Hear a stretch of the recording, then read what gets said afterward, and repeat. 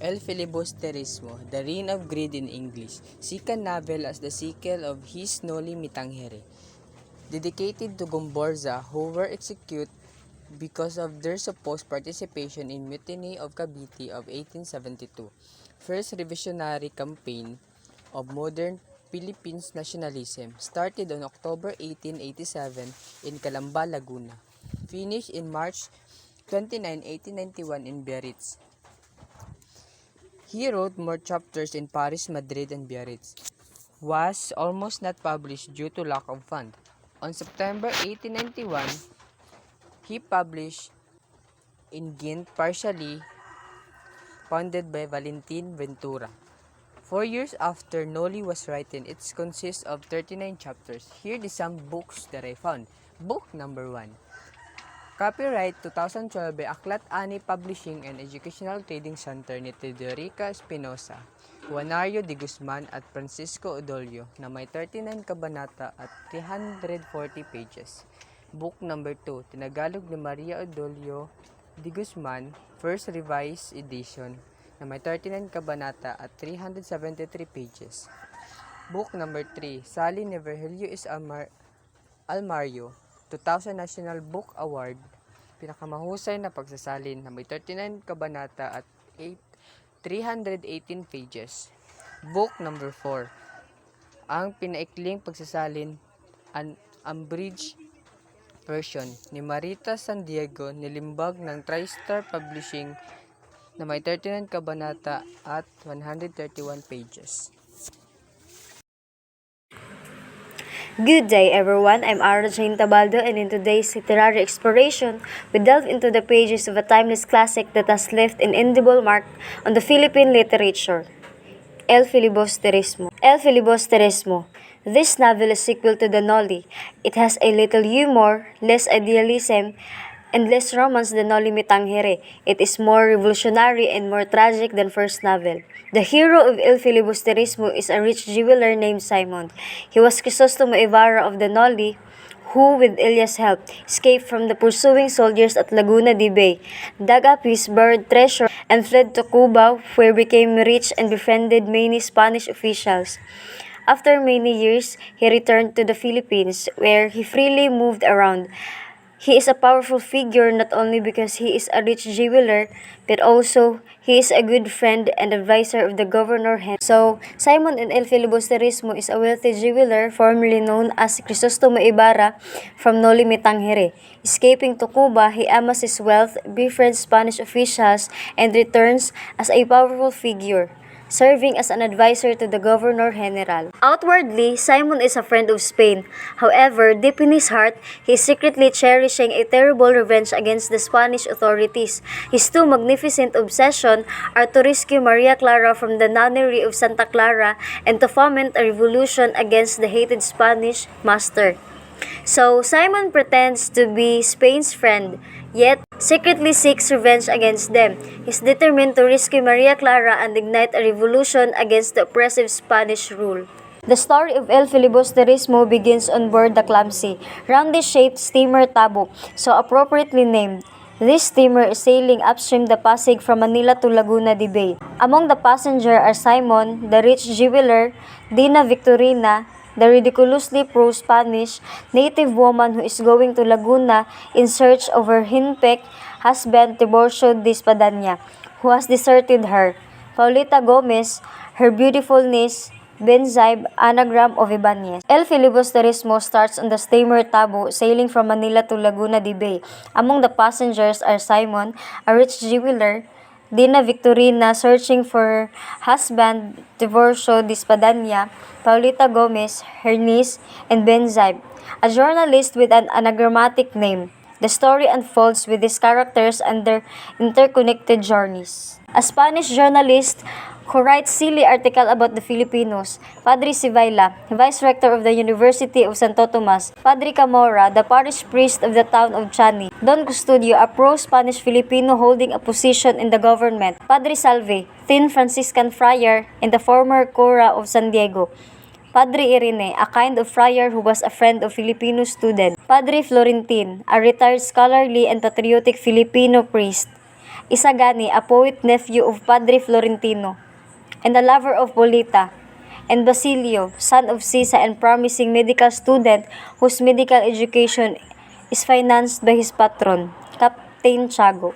So, the characters in El Filibusterismo include a Spanish journalist who mocks Filipinos, Padre Sivaila, vice rector at the University of Santo Tomas, Padre Camora, a parish priest, Don Custodio, a pro-Spanish Filipino in government, Padre Salvi, a thin Franciscan friar, Padre Irene, a friendly friar, Padre Florentin, a retired patriotic priest, Isagani, a poet nephew of Padre Florentino and a suitor of Polita, and Basilio, son of Sisa and promising medical student supported by Captain Tiago.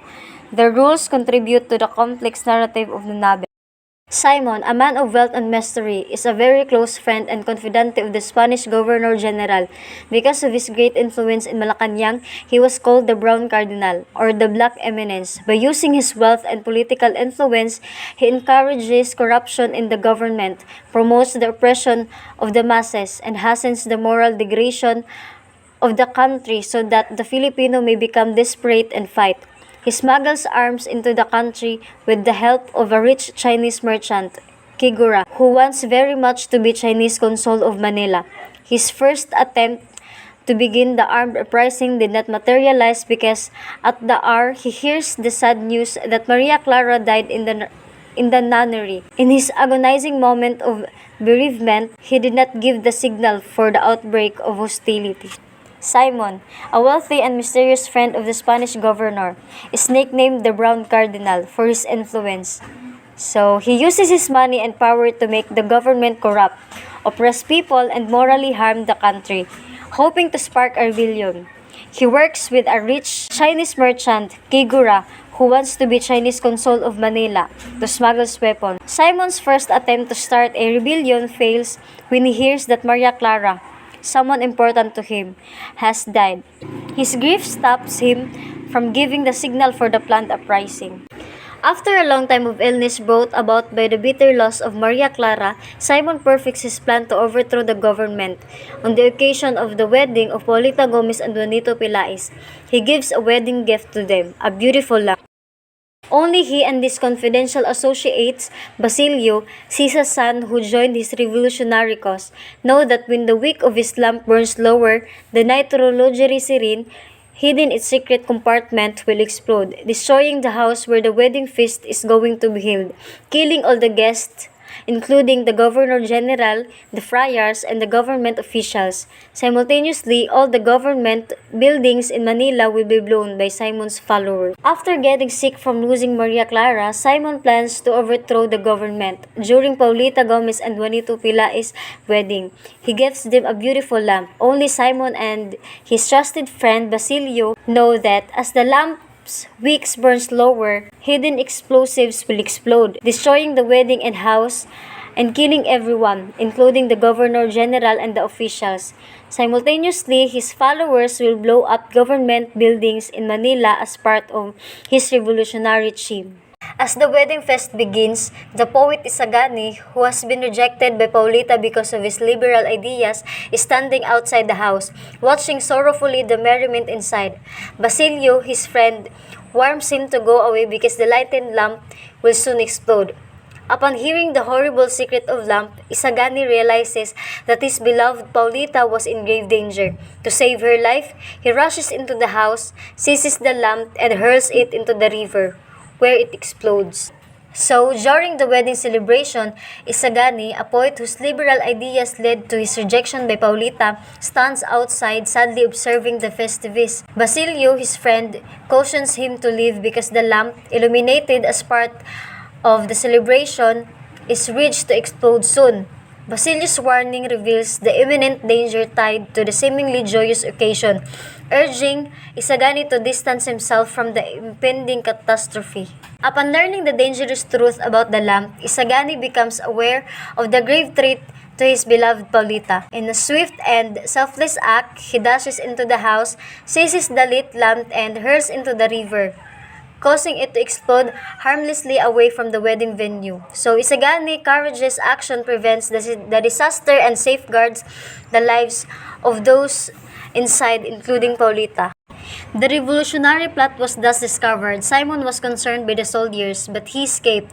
Mortally wounded and carrying his treasure chest, he sought refuge in the home of Padre Florentino by the sea. The Spanish authorities, however, learned of his presence in the house of Padre Florentino. Lieutenant Perez of the Guardia Civil informs the priest by letter that he would come at 8 o'clock that night to arrest Simon. Simon eluded arrest by taking poison.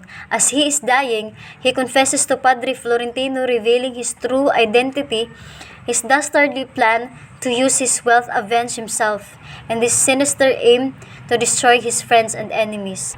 Simon discovers a revolutionary plot, faces danger from soldiers, escapes, and seeks refuge with Padre Florentino while being mortally wounded and carrying a treasured chest. Simon seeks refuge at Padre Florentino's house, but the Spanish authorities discover his presence.